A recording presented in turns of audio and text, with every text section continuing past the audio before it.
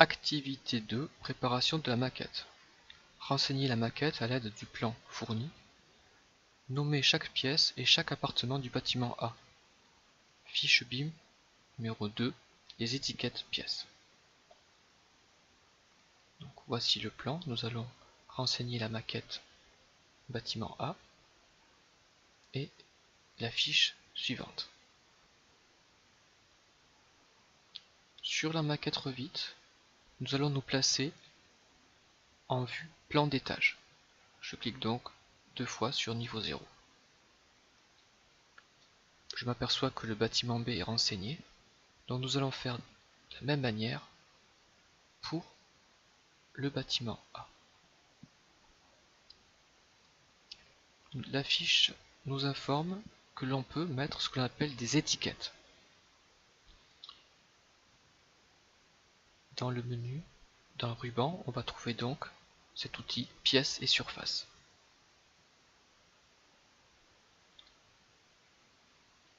Je vais sur le menu architecture et je retrouve ici pièces et surface. En sélectionnant l'outil pièces, je vais, en me positionnant sur les pièces, pouvoir indiquer très facilement le nom des différentes pièces. Donc par exemple ici, je clique,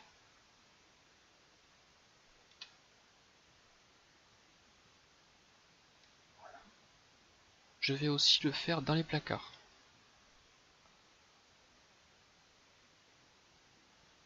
Voilà, je vais faire cet appartement.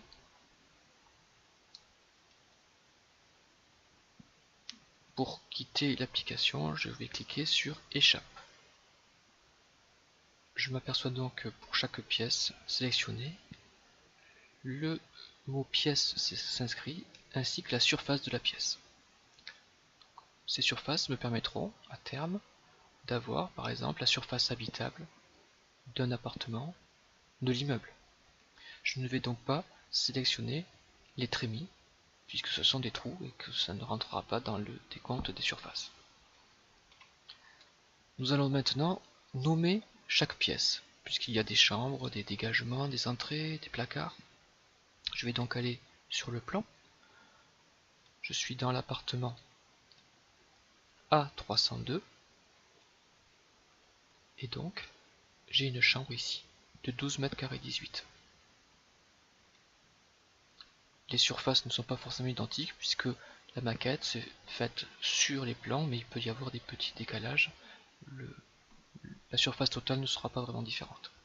Donc je vais faire comme pour les informations, écrire ici chambre, bain, entrée, cuisine.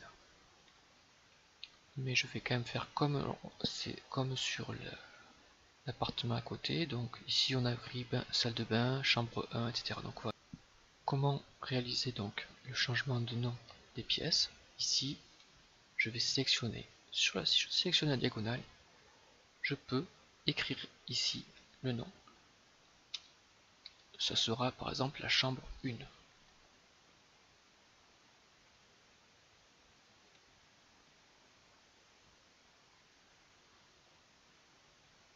Ceci, c'est une salle de bain. SDP. Donc, je m'aperçois qu'en sélectionnant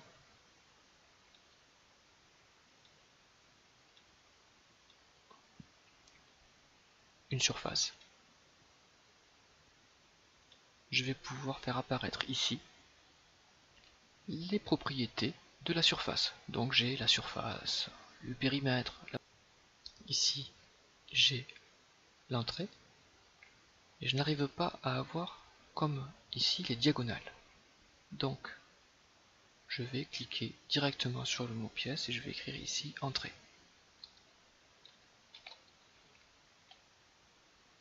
Ici, j'ai un placard. Et donc, je vais écrire comme pour les appartements PL. Je vais conserver les mêmes dénominations pour pouvoir ensuite avoir vous verrez sur des analyses des choses plus cohérentes. Et enfin, la dernière pièce qui est le séjour cuisine.